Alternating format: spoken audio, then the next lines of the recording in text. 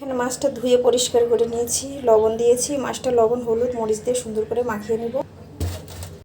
Hello everyone, আসসালামু আলাইকুম। সবাই কেমন আছেন? আশা করছি অনেক অনেক ভালো আছেন। আলহামদুলিল্লাহ আমি অনেক ভালো আছি।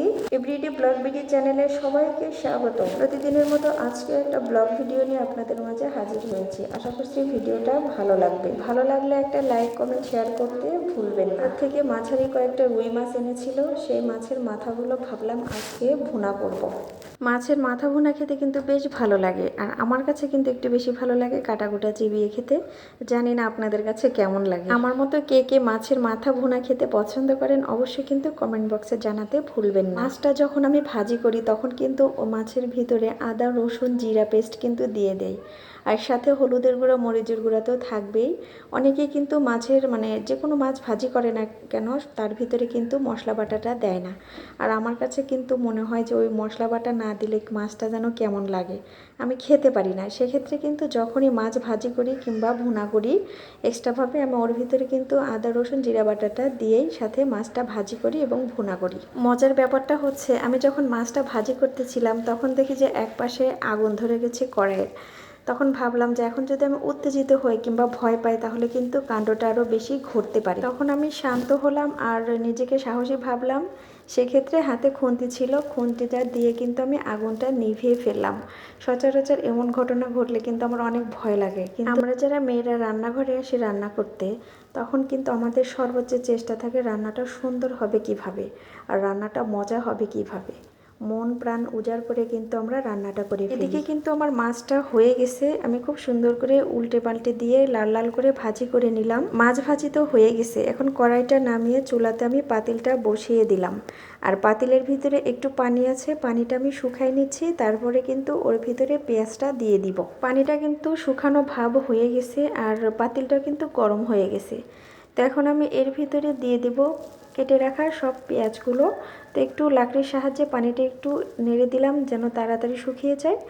আর আমি এই ফাঁকে পেঁয়াজ কুচিগুলো পাতিলের ভিতরে দিয়ে দিচ্ছি। সচরাচর আমি কিন্তু পেঁয়াজ পাতিলে দেওয়ার সঙ্গে সঙ্গে কিন্তু তেলটা দেই না, আমি তেল একটু দেরিতেই দেই, কারণ পেঁয়াজের গায়ের সাথে যে পানিটা থাকে সেই পানিটা কড়াইয়ের সঙ্গে কিংবা পাতিলের সঙ্গে যাই বলি না কেন একটু গরম হয়ে নিলে পানিটা শুকিয়ে যায়। আর তেল দিলে কিন্তু তেলটা ছিটের ভয় থাকে না এবং শরীরে লাগার কিন্তু ভয় থাকে না। আর হঠাৎ যদি শরীরে লেগে যায় তাহলে কিন্তু ফোসকা ওঠার ভয় থেকে যায়, সে কারণে আমি একটু সাবধান থেকে পেঁয়াজটা এবং তেলটা ব্যবহার করি।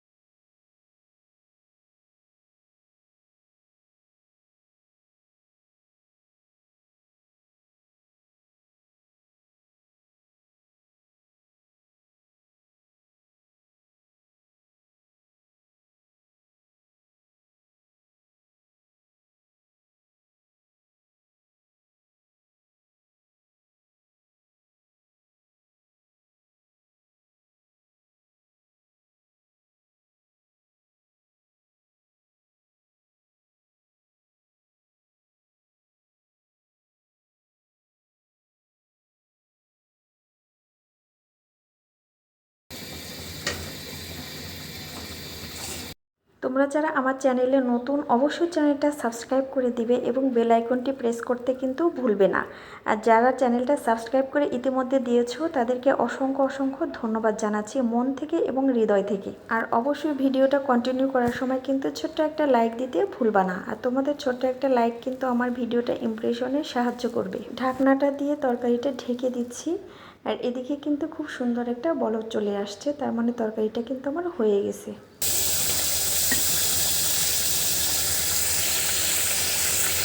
বাজার থেকে দেখলাম নরম নরম পটল কিনে নিয়ে এসেছে, তো ভাবলাম কিছু পটল ভাজি করে ফেলি। আর পটলটা কেটে দিয়ে সুন্দর করে কড়াই বসিয়ে দিয়েছি হলুদ মরিচ দিয়ে। আর এদিকে কিন্তু পটলটা আমার ভাজি করাও হয়ে গেছে। কথায় আছে যে শহরের নাম হলো কহর, তাও ছাড়ে না মানুষ শহর। তো যাই হোক, বৃষ্টি হয়েছে, এত পরিমাণে বৃষ্টি হয়েছে। তো এখানকার রাস্তাঘাটের অবস্থাটা এমন, বৃষ্টি হলে কিন্তু পানি জমে থাকে, পানি কিন্তু ওইভাবে স্রোতের মতো বের হতে পারে না। তো যে পানিটা জমে থাকে ওইটা কিন্তু পুরো ড্রেনের পানির সঙ্গে মিক্সড হয়ে যায়। আর ড্রেনের পানির কী অবস্থা সেটা তো আমরা যারা শহরে থাকি তারা কিন্তু জানি। কি যে একটা ঘৃণার বিষয়, এই পানির ভিতরে দিয়ে যখন মানুষ যাওয়া আসা করে তখন মানে নিজের চোখে দেখা যায় যে কী পরিমাণ ময়লা ওর ভিতর দিয়ে ভাসতেছে। তারপরে কিন্তু কিচ্ছু করার থাকে না, মানুষ নিরুপায় হয়ে কিন্তু এই ময়লা পানির ভিতর দিয়ে চলাচল করে। বিশেষ করে বাচ্চাদের অনেক কষ্ট হয়ে যায় যখন রাস্তাঘাটে এরকম পানি জমে যায়। স্কুল থেকে তারা যখন বাসায় আসে, ময়লা পানি কিন্তু তাদের পাড়ায় কিন্তু বাসায় আসতে হয়। ব্যাপারটা অনেক দুঃখজনক। পরে মানুষ শহরে বসবাস করে উন্নত জীবনযাপনের জন্য। সকালে প্রচুর পরিমাণ ঝুম বৃষ্টি হয়েছে।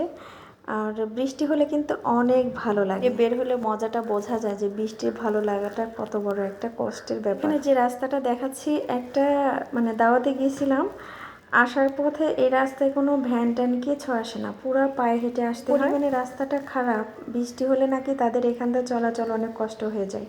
আর আমরা শুকনার উপর দিয়ে আসতেছি, তাই আমাদের অনেক কষ্ট। ওখানকার এলাকাবাসী বললো যে আসলে আমাদের অনেক কষ্ট এখানটা চলাচল করার, আপনারা একদিনে সেটা এরকম কষ্ট করতেছেন, আর আমরা তো এখান থেকে প্রতিদিন হাঁটি, আমাদেরই কেমন লাগে।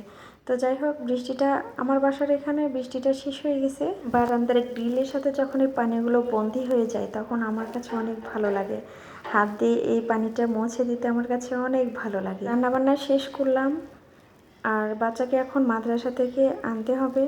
বাসার হাতের কিছু কাজকর্ম আছে, সেগুলো শেষ করে নিয়ে গোসল করে ছেলেকে আনতে যাব। আবার ওকে বাসায় নিয়ে এসে গোসল করাবো, খাওয়াবো। 5টার দিকে আবার মাদ্রাসায় রেখে আসবো। আর 5টার দিকে রেখে আসার পরে 9টায় ওর ছুটি হবে, আবার বাসায় নিয়ে আসবো। এভাবেই কিন্তু সারাটা দিন চলে যায় কাজের ব্যস্ততার ভিতরেও। আর সাথে আপনাদের সাথে একটা ভিডিও শেয়ার করি। আসলে প্রতিদিন অনেক ব্যস্ত থাকতে হয়, আর যেহেতু একটা ভিডিও মানে পার্ট নিয়েছি, এই অংশটা তো আমাকে ব্যবহার করতেই হবে। আর অনেক কষ্ট করে একটা ভিডিও করি বন্ধুরা, আপনারা সবাই একটু ভিডিওটা ফুল ওয়াচ করবেন এবং একটা লাইক কমেন্ট করতে কিন্তু ভুলবেন না।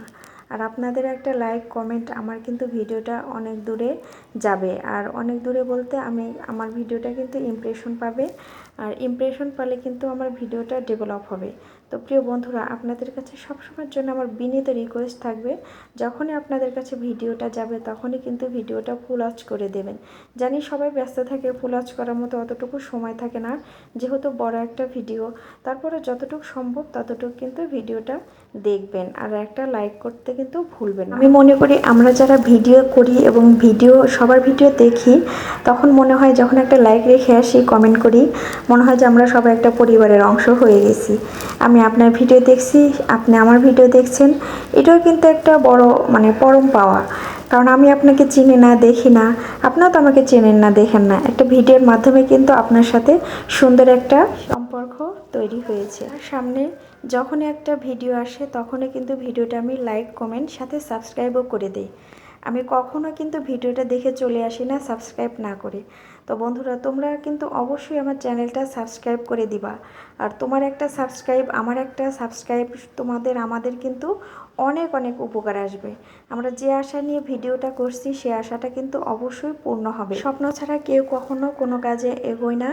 আর আমরা অবশ্যই স্বপ্ন দেখি ভবিষ্যতে বড় কিছু হব, সেই আশা নিয়ে কিন্তু ভিডিও ক্রিয়েট করি। অনেক বড় বড় ক্রিয়েটাররা আছে, তাদেরকে দেখে কিন্তু আমরা ইন্সপায়ার হই, আমরা কখন এত বড় হব। হ্যাঁ, স্বপ্ন দেখতে কিন্তু দোষ নেই, আর স্বপ্ন সবাই দেখে, সে সাথে আমরাও দেখি। আমরা ছোট ইউজার বলে যে আমাদের স্বপ্ন দেখার দোষ, সেটা কিন্তু না। আমরা বড়দেরকে ফলো করব, তারা কিভাবে ভিডিও বানায়, কিভাবে ভিডিও পোস্ট করে, ওইটা দেখে কিন্তু আমরা শিখব। জানি না কতটুকু সফলতা পাবো, তারপরেও কিন্তু পূর্ণ চেষ্টাটা করে যাব যদি আমাদের ভাগ্যে ভালো কিছু থাকে। আর আল্লাহ বলছেন যে নিরাশ হইও না, অবশ্যই তোমাদের সাথে আমি আছি, আমার কাছে কোনো অভাব নেই, তোমরা শুধু চাইবা। আর সেই আশা নিয়ে কিন্তু আমরা কাজ করতেছি, ইনশাআল্লাহ ভবিষ্যতে ভালো কিছু হবে। জানি না আমার ভিডিওটা আপনাদের কাছে কেমন লেগেছে, চেষ্টা করেছি ভালো করার জন্য। আর এতটুকু যদি ভালো লেগে থাকে তাহলে কিন্তু ভালোবেসে একটা কমেন্ট রেখে যাবেন। তো যাই হোক, বাসার সামনে কিন্তু আমাদের অটোরিকশার গ্যারেজ, আমাদের রিক্সা ভ্যান পাইতে কিন্তু খুব একটা বেগ পেতে হয় না, যদিও বাসাটা আমার 6 তলা, লিফট নেই, পায়ে হেঁটে উঠতে হয় নামতে হয়। তারপরে কিন্তু বাসার মানে ভিতরে অনেক সুযোগ সুবিধা আছে। সুযোগ সুবিধা বলতে বাসায় লাইন গ্যাস আছে, নিচের গ্যারেজটা অনেক বড়, চাইলে ওখানে বাচ্চারা মানে খেলাধুলা করতে পারে। এই বিষয়টা আমার কাছে অনেক ভালো লেগেছে। আর সিকিউরিটি সিস্টেমটা অনেক অনেক বেশি ভালো। বাসায় ওঠানামার একটু কষ্ট হলেও বাসার সুযোগ সুবিধা আমার কাছে বেশ ভালো, সেই কারণে বাসাটা চেঞ্জ করা হয় না। আর মূল কথা হলো বাসার লাইন গ্যাসের গ্যাস কখনোই যায় না। অনেক সময় দেখা যায় যে ঢাকার ভিতর দিয়ে গ্যাস থাকে না, 3টার দিকে উঠে রান্না করতে হয়। আর আমি এ বাসায় 5 বছর যাবত আছি, আমি কখনো এই সমস্যাটি মানে পড়ি নাই যে রাত 3টায় উঠে আমাকে রান্না করতে হয়, কিংবা গ্যাস চলে গেছে। রমজানের ভিতরে গ্যাসের সমস্যা, শীতের সময় সকালের সমস্যা গ্যাসের, এই এতটুকু সমস্যা আমাকে কখনো ফেস করতে হয় নাই। আর এই ব্যাপারটা আমার কাছে অনেক ভালো। আর একটা কথা হলো, পানির কোনো সমস্যা নেই। অনেক অনেক বাসায় কিন্তু দেখা যায় পানির সমস্যা হয়, পানি ছাড়ে না, এটা সেটা হ্যান ত্যান। এই বাসার কোনো পানির সমস্যা নেই, পানি মানে শেষ হয়ে যাওয়ার সঙ্গে সঙ্গে কিন্তু পানি ছাড়া হয়, আনলিমিটেড, কোনো সমস্যা নেই। এই ব্যাপারটা কিন্তু আমার কাছে অনেক ভালো লেগেছে। আজকের মতো এ পর্যন্ত বিদায় নিচ্ছি। সবাই ভালো থাকবেন, সুস্থ থাকবেন। আল্লাহ হাফেজ।